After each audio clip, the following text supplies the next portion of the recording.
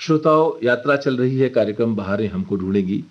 आज इसी कार्यक्रम की अगली कड़ी लेकर हम फिर उपस्थित हैं और हमारे साथ हैं हमारे मेहमान, खास विशेषज्ञ श्री के एल पांडे और राशि त्रिवेदी जी। मैं राजीव कुमार शुक्ल। बहारें हमको ढूंढेंगी, महान फिल्मी शख्सियतों पर केंद्रित ये कार्यक्रम आप सुन रहे हैं। हमारी इस समय जिन शख्सियत पर हम बात कर रहे हैं वो है रोशन, और उनके बारे में बातचीत की हमारी आज की है ये अगली कड़ी। और जैसे हम लोग बात कर रहे थे कि उनके संगीत में बांसुरी तो था ही, वो सारंगी का भी बहुत प्रयोग करते। बहुत अच्छी बात की आपने। बहुत अच्छा प्रयोग हुआ है। साहित्य की बात आप कर रहे थे। देखिए, बरसात की रात के सभी गीत साहिर साहब के लिखे हुए हैं और अद्भुत शब्दों का प्रयोग है। उनको तो उर्दू पर तो कमांड था ही, लेकिन जितने अच्छे अच्छे उन्होंने भजन भी लिखे हैं बहुत से आगे की फिल्मों में। साहिर साहब और मजरूह साहब अगर साथ में हो जाएं किसी संगीतकार के, तो जो चीज पैदा होगी वो तो फिर बहुत ही हाई क्वालिटी की होगी। जी, बिल्कुल सही कह रहे हैं। तो जो आपने जिक्र किया था मणिकांचन संयोग, वो तब ऐसे ही बनता है जब ऐसे लोग साथ में होते हैं। कव्वाली की बात थोड़ा विस्तार से कर सकते हैं। हाँ। तो आपने जिक्र किया कि साहिर साहब के लिखे हुए सारे इसके गीत हैं फिल्म के, लेकिन साथ साथ ये भी मानना पड़ेगा कि जो सबसे अधिक लोकप्रिय और मकबूल जो कव्वाली है, ना तो कारवां की तलाश है, उसमें अमीर खुसरो साहब के बोलों का भी उसको भी इस्तेमाल कर लिया गया है। बिल्कुल। ये जो कव्वाली है 12 मिनट की कव्वाली है टोटल, और इस कव्वाली कई खासियत है इस कव्वाली में। एक तो इसमें 5 सिंगर्स हैं, मन्ना डे साहब, रफी साहब, आशा जी, सुधा मल्होत्रा और एस.डी. बातिश। अच्छा। ये 5 लोगों ने इसमें गाया है और सबकी ग्रेजुअल अपीयरेंस है, एक साथ में नहीं है। कि खासतौर से जब रफी साहब इसमें आते हैं तो मन्ना डे साहब ने भी ये कहा था कि कमाल हो जाता है। यानी ये ऐसी कव्वाली है जिसकी रिकॉर्डिंग में 29 आवर्स लगे थे कंटिन्यूअस, 29 घंटे इसकी रिकॉर्डिंग में जो रफी साहब का वो है, मीरा पी गई विष का प्याला। जी, ये जो पंक्तियां हैं ये रफी साहब ने गाई हैं। जी जी जी जी जी। तो अब देखिए, स्लोली वो रफी साहब की एंट्री हुई है और मन्ना डे साहब ने एक इंटरव्यू में कहा था कि मैं खो गया कि किस तरह से इस व्यक्ति ने सुरों कहां से पकड़ा हुआ है। और स्टोरी लाइन से ऐसी जुड़ती है कि निकली राधा जट से आगे आती है तो उसी समय मधुबाला का आगमन होता है और बहुत धीरे धीरे स्टोरी लाइन से कैसे जोड़ करके रखी इस कव्वाली को। और आखिर में जो कि सूफी फिलॉसफी है कि अल्लाह और रसूल का फरमान है इश्क, और यानी हदीस इश्क है, कुरान है इश्क, और खुद क्या है, बुद्ध को देवता करता है इश्क, इंतहा है ये कि बंदे को खुदा करता है इश्क। जी बिल्कुल। तो ये चीज, इसमें वो पंक्तियां भी आती हैं जो बड़ी लोकप्रिय पंक्तियां हैं, बहुत कठिन है डगर पर की, जो आपने जिक्र किया वो अमीर खुसरो साहब की वो पंक्तियां हैं। तो ये सब पूरे बनने में ये चीज बनी जो बरसात की रात में ये कव्वाली। वास्तव में ये सही बात है कि अगर मेहनत से कोई चीज बनाई जाएगी तो ऐसी ही बनती है। बाकी जो 2 कव्वालियां हैं बरसात की रात में, मैं नहीं कहता कि मेहनत से नहीं बनाई गई थी, लेकिन वो उतना असर नहीं छोड़ती हैं जितनी ये छोड़ती है। कव्वालियों का चलन शुरू कर दिया हमारे रोशन साहब ने, और आगे 1963 में चांदी का बदन सोने की नजर ताजमहल में, जी। फिर दिल ही तो है 1963 में ही आई, उसमें वो जो है निगाहें मिलाने को जी चाहता है वो। तो इस तरह से उनकी कव्वालियां आती गईं और मकबूल होती गईं, यहाँ तक कि बाकी और लोगों में जो हमारी स्टंट फिल्में थी उनमें समय एक एक कव्वाली सब लोग डालना शुरू कर दिए। कव्वालियों का ट्रेंड शुरू हो गया। एक फिल्म आई थी कव्वाली की रात, इकबाल कुरैशी साहब का म्यूजिक था, उसमें भी 3 कव्वालियां थी, लेकिन इस कव्वाली को कोई मैच नहीं कर पाया। अभी तक की सबसे अच्छी कव्वाली है। तो फिल्म बरसात की रात की तो ये कव्वाली हम सुनवाते हैं। ना तो कारवां की तलाश है, ना तो हम सफर की तलाश है। आइए सुनते हैं।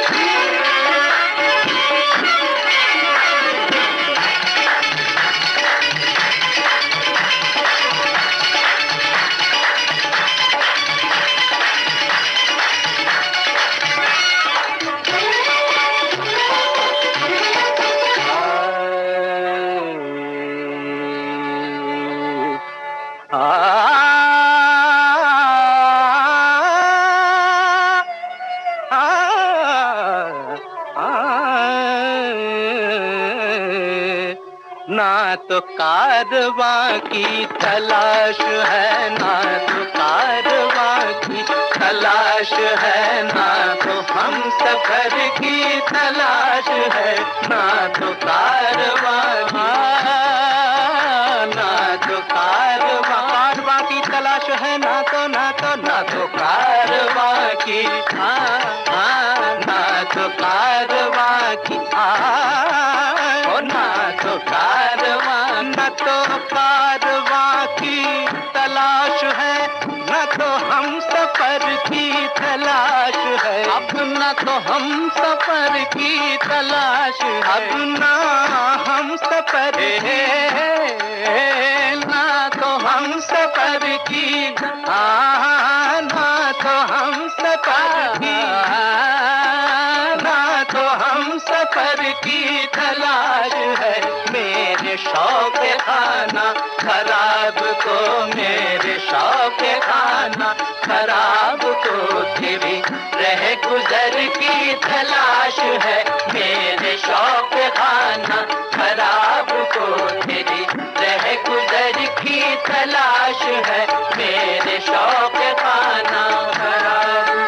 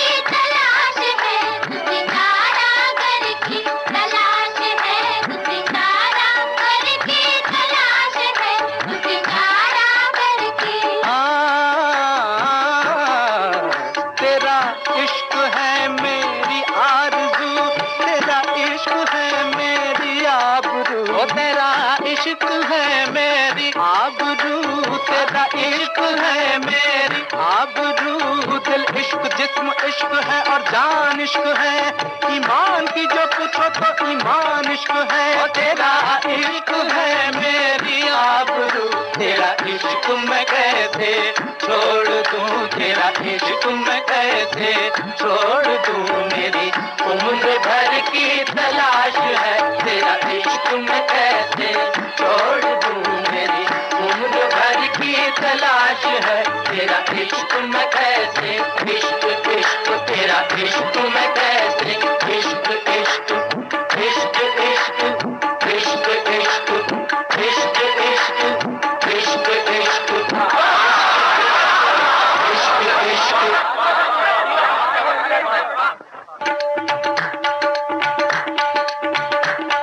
ये इश्क इश्क है, इश्क इश्क ये इश्क इश्क है, इश्क इश्क ये इश्क इश्क है। इश्क जासूद की हालत को, जासूद की हालत को जासूद ही समझेगा। मैं शमा से कहता हूँ महफिल से नहीं कहता, क्योंकि ये इश्क इश्क है। इश्क इश्क ये इश्क इश्क है, इश्क इश्क ये इश्क इश्क है। शहर तक सकता है अंजाम जलकर आग हो जाना, शहर तक सकता है अंजाम जलकर आग हो जाना। बने महफिल में कोई शमाया परवाना हो जाए, क्योंकि ये इश्क इश्क है। इश्क इश्क ये इश्क इश्क है, इश्क इश्क ये इश्क इश्क है।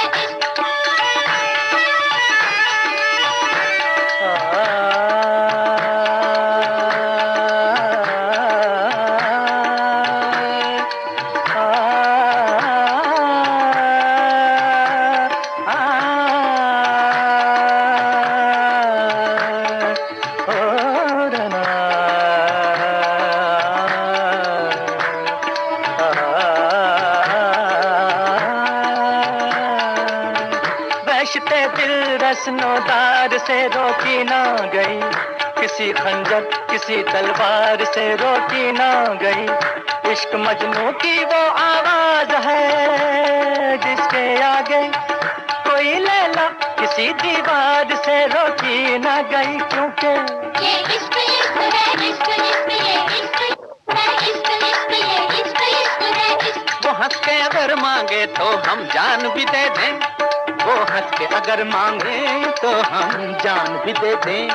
ये जान तो क्या चीज है, ईमान भी दे दे, क्योंकि ये इश्क इश्क है, इश्क इश्क ये इश्क इश्क है, इश्क इश्क ये इश्क इश्क है इश्क। नाज़ो अंदाज से कहते हैं कि जीना होगा, जहर भी देते हैं तो कहते हैं कि पीना होगा। नाज़ो अंदाज से कहते हैं कि जीना होगा, जहर भी देते हैं तो कहते हैं कि पीना होगा। जब मैं पीता हूँ तो कहते हैं कि मरता भी नहीं, जब मैं मरता हूँ तो कहते हैं कि जीना होगा। ये इश्क इश्क है, इश्क इश्क ये इश्क इश्क है, इश्क इश्क ये इश्क इश्क है इश्क। मज़हबे इश्क की हर रस्म कड़ी होती है, हर कदम पर कोई दीवार खड़ी होती है। इश्क आजाद है, इश्क आजाद है, हिंदू ना मुसलमान है इश्क। आप ही धर्म है और आप ही ईमान है इश्क। जिस आगा नहीं शेख ब्राह्मण दोनों, उस हकीकत का गरजता हुआ ऐलान है इश्क। इश्क ना पूछे ओए इश्क ना पूछे दीन धर्म नो, इश्क ना पूछे जाता, इश्क दे हथों गर्म लहो विच डुबिया लख कराता देवे इश्क। ये इश्क इश्क है, इश्क इश्क ये इश्क इश्क है, इश्क इश्क ये इश्क इश्क है इश्क। राह उल्फत की कठिन है, इसे आसान समझ, क्योंकि ये इश्क इश्क है, इश्क इश्क ये इश्क इश्क है इश्क।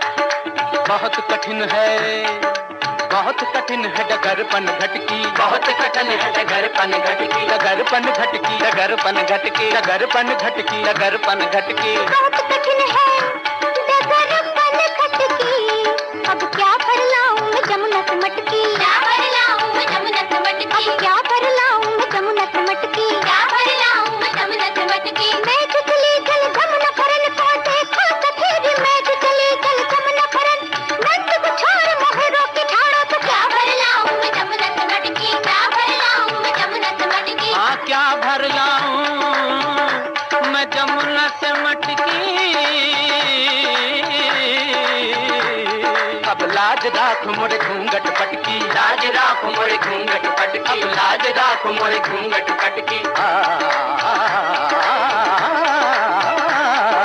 लाज राख मोरे घूंघट पटकी, लाज राख मोरे घूंघट पटकी। मद निध धनि पमा मादे निध निधर निध निध धनि धनि धनि दपा दप मम प पसा। लाज राखो राखो राखो, लाज राखो राखो राखो, लाज राखो राखो। जब जब कृष्ण की बंसी बाजी हो, जब जब कृष्ण की बंसी बाजी, निकली राधा सज के, जान अजान का ध्यान भुला के, लोक लाज को तज के, हर बन बन डोली जनक दुलारी, पहन के प्रेम की माला। दर्शन जल की प्यासी मीरा, पी गई विष का प्याला, और फिर अर्ज करी के लाज राखो राखो राखो, लाज राखो देखो देखो, लाज राखो राखो, लाज राखो राखो, लाज राखो राखो।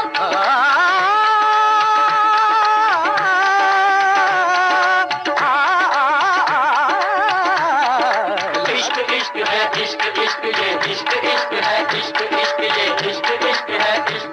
अल्लाह रसूल का फरमान इश्क है, यानी हदीस इश्क है, कुरान इश्क है। गौतम का और मसीह का अरमान इश्क है, ये कायनात जिस्म है और जान इश्क है। इश्क सरमत इश्क ही मंसूर है, इश्क मूसा इश्क को है तूर है। खाक को बुत और बुत को देवता करता है इश्क। इंतहा यह है कि बंदे को खुदा करता है इश्क। इश्क इश्क तेरा इश्क इश्क, इश्क इश्क तेरा इश्क इश्क तेरा इश्क इश्क इश्क इश्क तेरा इश्क इश्क इश्क इश्क तेरा इश्क इश्क इश्क इश्क इश्क इश्क इश्क इश्क। भाई क्या बात है वाकई, यानी जिसे कहते हैं इश्क हकीकी और इश्क मजाजी। तो इश्क हकीकी और इश्क मजाजी इन दोनों का जो संगम है और जिस तरह से ये चीज़ संगीत में ढलकर कहाँ पहुंचा देती है चेतना को, आत्मा को, इसका एहसास हमने किया। क्या खूबसूरत ये कव्वाली हमने सुनी। बहारें हमको ढूंढने की कार्यक्रम में मैं आपके साथ हूँ राजीव कुमार शुक्ल, मेरे साथ हैं राजश्री त्रिवेदी और हमारे मेहमान के.एल. पांडे जी। पांडे जी, अच्छा आपने कहा कि कई और लोगों ने कव्वाली डालना शुरू किया, कई बहुत खूबसूरत कव्वालियां उन्होंने बनाई भी। जैसे मिसाल के तौर पर नौशाद साहब ने बड़ी शानदार कव्वालियां उन्होंने मुगल आजम में, और दूसरे भी कुछ लोगों ने कुछ बहुत अच्छी कव्वालियां रची। पर जैसा कि आपने कहा था कि कई बार ऐसा होता था कि एक दौर ऐसा चला कि हर फिल्म में एक कव्वाली है। तो जैसे आपको याद होगा कि जब हिंदी में गजल लोकप्रिय हुई तो हर अखबार अपने रविवार के परिशिष्ट में एक गजल जरूर छापने लगा, और फिर गजल गो लोगों की बाढ़ आई, और फिर ऐसा भी हुआ कि मतलब अब हर तरह की गजल लिखी जाने लगी और छपने भी लगी। तो एक जिसे कहते हैं कि स्तर का फर्क नजर आता है साफ साफ, और निश्चित रूप से रोशन साहब ने इसको किया। और अब मुझे लगता है कि केदार शर्मा जी का जिक्र हमने शुरू में किया था राष्ट्रीय, कि उन्होंने बाबरे नैन से उनको पहली बड़ी फिल्म उनकी बनी थी, और उसके बाद फिर मुझे लगता है केदार शर्मा ने ही एक फिल्म बनाई थी जिसको उन्होंने उसी नाम से दोबारा बनाया, और इस फिल्म का नाम था चित्रलेखा।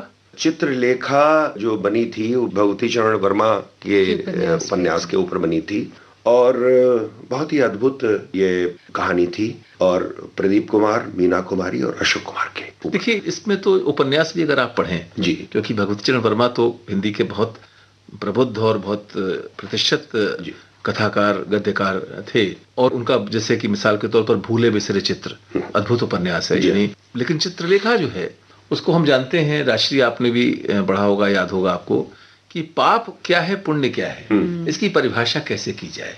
यानी जीवन के अपने तर्क होते हैं, जीवन अपने ढंग से चलता है, इसमें जो बनी बनाई समझ होती है पाप और पुण्य की, क्या वो बहुत दूर तक हमारा साथ दे पाती है?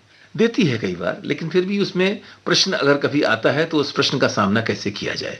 तो ये अपने आप में एक दार्शनिक स्तर पर बहुत आपको आरूढ़ित करने वाली कथा है। और इसमें जो आपने जिक्र किया कि अशोक कुमार तो हैं सन्यासी की भूमिका में, जो कि वैराग्य की दिशा की बात करते हैं, जो कि भोग की निस्तारता को बताते हैं। दूसरी तरफ बीजगुप्त हैं प्रदीप कुमार, जो कि सामंत हैं। और लेकिन सबसे जो दुरूह चरित्र है वो है चित्रलेखा का, जो भूमिका निभाई मीना कुमारी।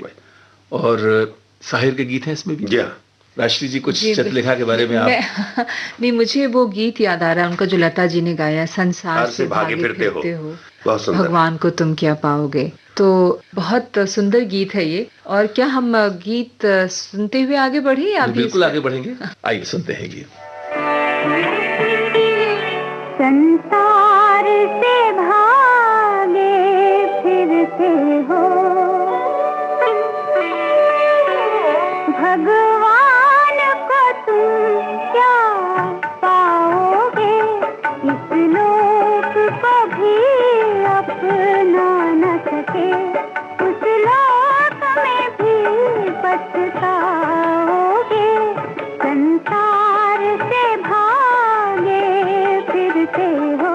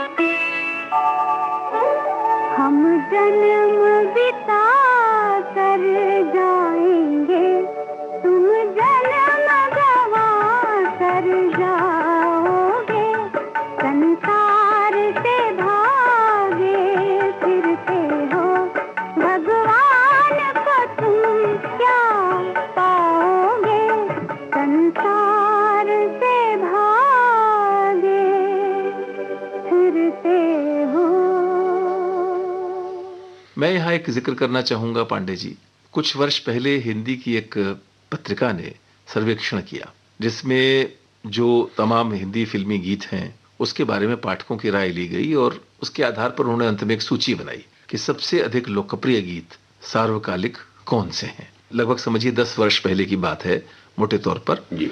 तो उस समय जब उन्होंने अपना सर्वेक्षण प्रकाशित किया तो जो पहला गीत था नंबर 1, वो गीत भी चित्रलेखा का था। वाह। और वो गीत था मनरे। बिल्कुल, मैं वही समझ गया काहे न धीर धरे। बिल्कुल, ये मोहम्मद रफी साहब का गाया हुआ जो गाना है और जैसे आपके हृदय को मथ देता है। सही।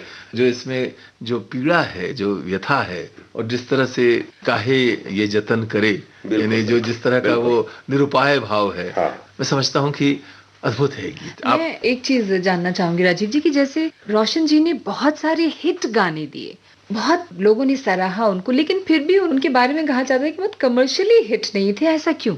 ऐसा मैं इसलिए आपको बताना चाहता हूं कि 2 संगीतकार मैं मानता हूं जो कि क्लासेस के लिए लिखते थे, अपना क्रिएशन करते थे। एक रोशन साहब हैं, दूसरे मदन मोहन साहब हैं। इसलिए ये बिल्कुल जन सामान्य में उतने अधिक पॉपुलर नहीं हो पाए जितना उनको होना चाहिए था। दूसरा एक और कारण रहा कि रोशन साहब बहुत ही कम उम्र में हम लोगों के बीच से अलग हो गए, यानी मात्र 50 वर्ष की उम्र में उनका देहावसान हो गया। और आप ये सोचिए आजकल के नए नए संगीतकार 5-6 साल के अंदर ही 100 से ऊपर फिल्में दे देते हैं आजकल के लोग।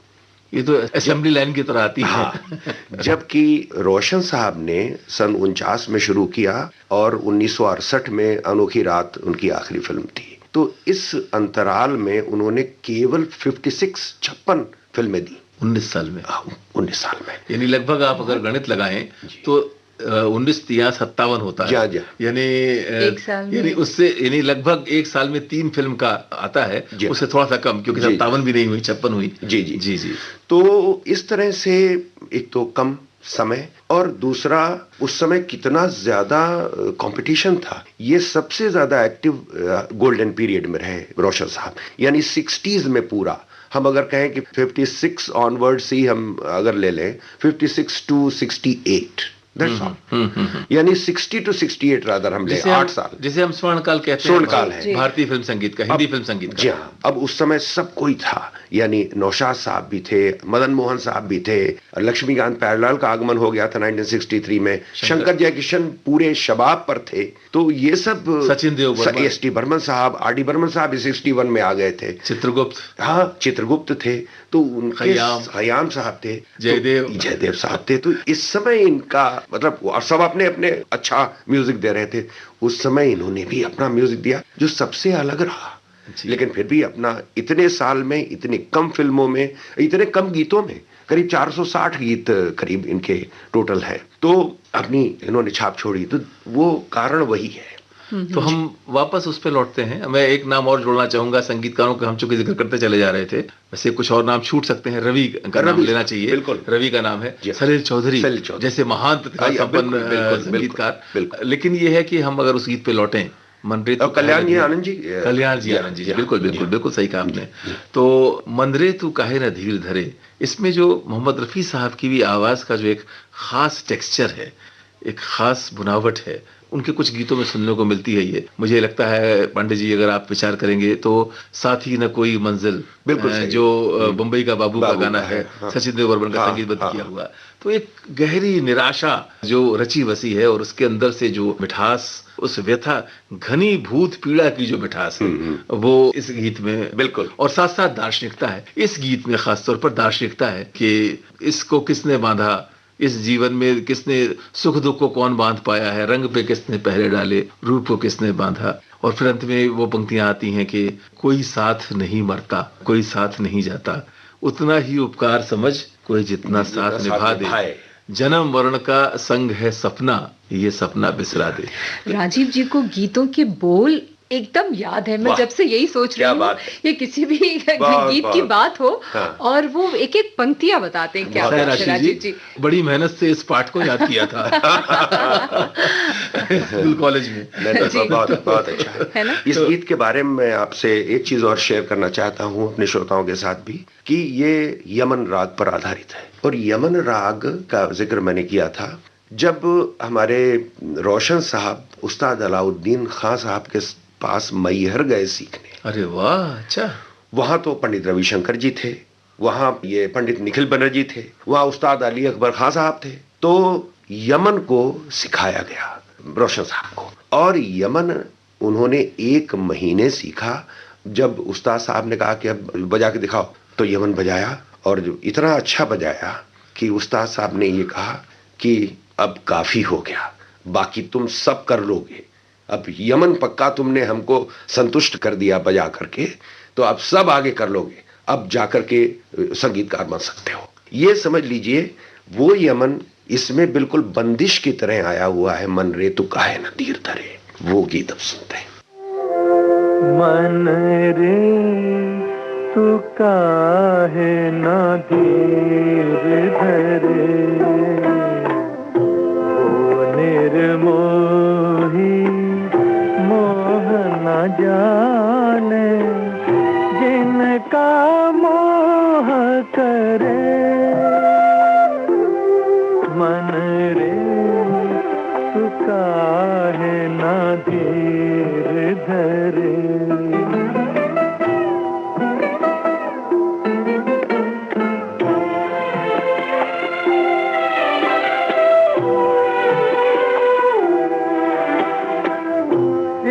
जीवन की चढ़ती ढलती धूप को किसने बांधा, रंग पे किसने पहरे डाले, रूप को किसने बांधा।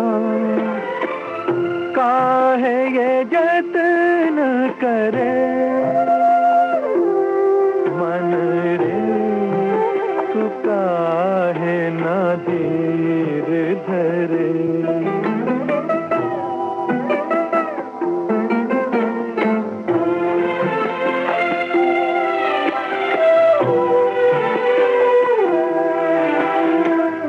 उतना ही उपकार समझ कोई, जितना साथ निभा दे।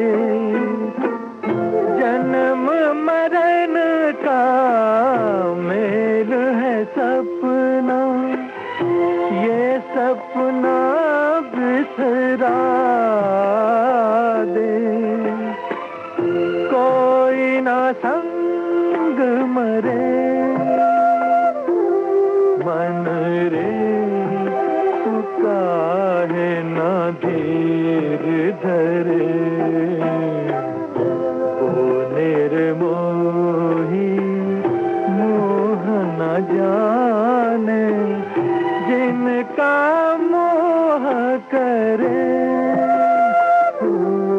मन रे तू काहे न धीर धरे।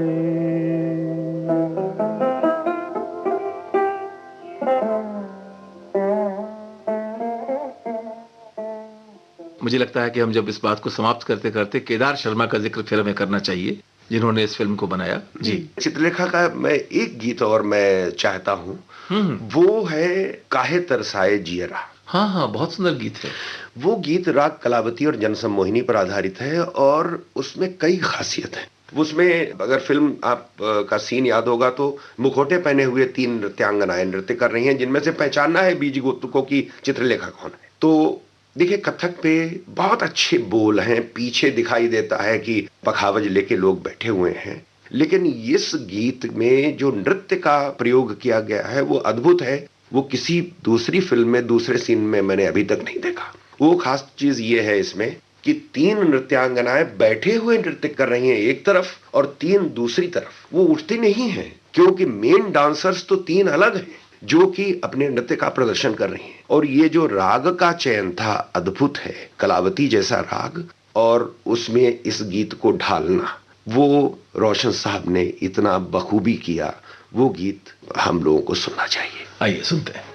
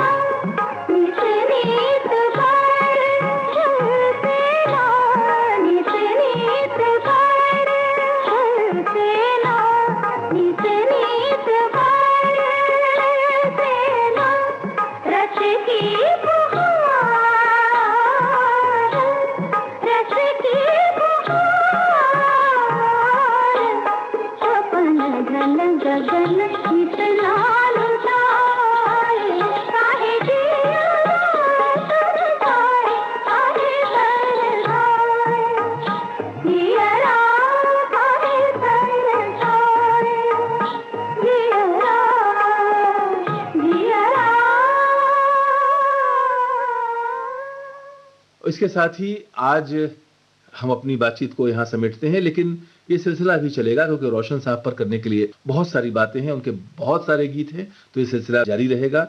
सुनते रहिएगा कार्यक्रम बहारें हमको ढूंढेंगी। हमारा जिक्र भी